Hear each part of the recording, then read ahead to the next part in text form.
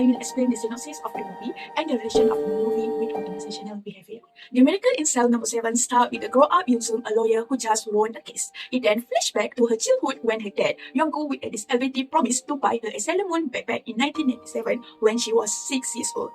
One day, they noticed that the last yellow Sailor Moon backpack is being sold by the police commissioner and his daughter. The following day, the girl who bought the yellow Sailor Moon backpack sees Young-gu walking in the grocery store parking lot. She tells that she knows another store that sells the same yellow bag. Young-gu follows the girls to a traditional outdoor market. A short while later, the girl is lying on the ground unconscious and Young-gu is trying to perform CPR, a misunderstanding that leads to Young-gu being wrongly accused of a crime he didn't commit and sent to prison. Young-gu is accused of kidnap and murder. The father of the dead girl is also the chief of National Police Agency. In prison, Young-gu befriends 5 cellmates titled Room 7 who help him see his daughter secretly. It may successfully smuggle Young-soo into the prison when the choir visit the prison for a performance. However, fearing for his daughter's safety, Young-gu confessed to a crime he didn't do to protect her daughter.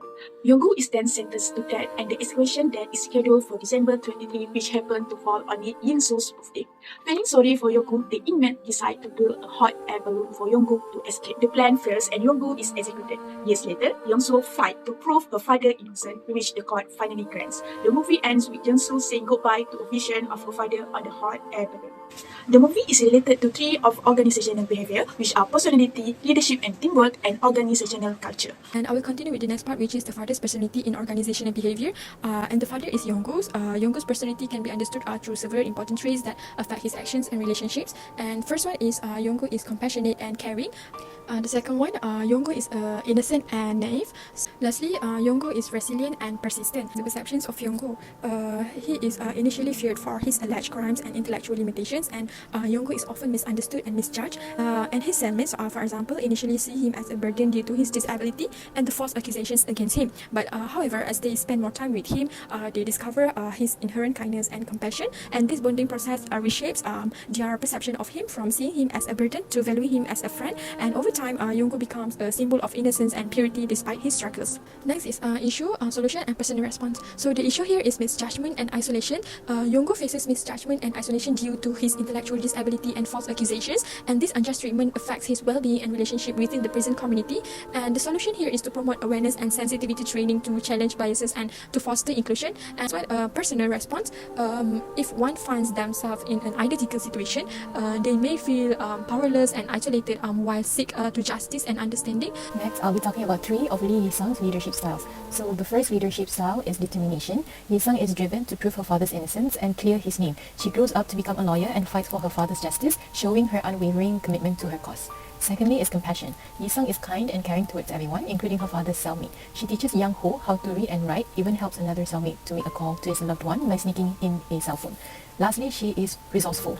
So Yi-sung is intelligent and resourceful. She manages her family's finances, pay bills, and keeps her father on track for his simple job, showing her ability to handle responsibilities and make practical decisions. Next, I'll be talking about the issue, solution, and my personal response to the character. So the issue is separation and injustice. Yi-sung faces emotional distress due to her wrongful separation from her father, who is falsely imprisoned, and the overarching injustice in his situation. The solution is the pursuit of justice. Yi-sung became a lawyer and worked tirelessly to clear her father's name, ultimately achieving his posthumous exoneration through her legal efforts. Lastly is my personal response, which is inspiration and resilience. Yi-sung's unwavering love for her father and her determination to fight for justice is deeply inspiring. So her story highlights the importance of perseverance and advocacy, encouraging others to seek fairness and fight for their loved ones in the love of adversity. Group formation and rules. The group formation is a gradually process. Initially, the cellmates are cautious of Young-gu, but as they begin to understand and empathize with his situation, they came together as a team. So each member naturally falls into specific roles. So Young-gu step up as the leader, guiding and looking out for everyone. The other cellmates become supportive friends, each doing their part to help Young-gu and one another in their own unique ways. Second, communicate and interaction. Effective communication is crucial for the cellmates to function as a team. Despite initial misunderstanding, they learn to communicate openly and honestly. Key interaction include teaching Young-gu survival skill in prison and assisting him in uniting with his support and solidarity. Support and solidarity are the heart of the cellmates relationship. They provide both emotional and practical support to each other.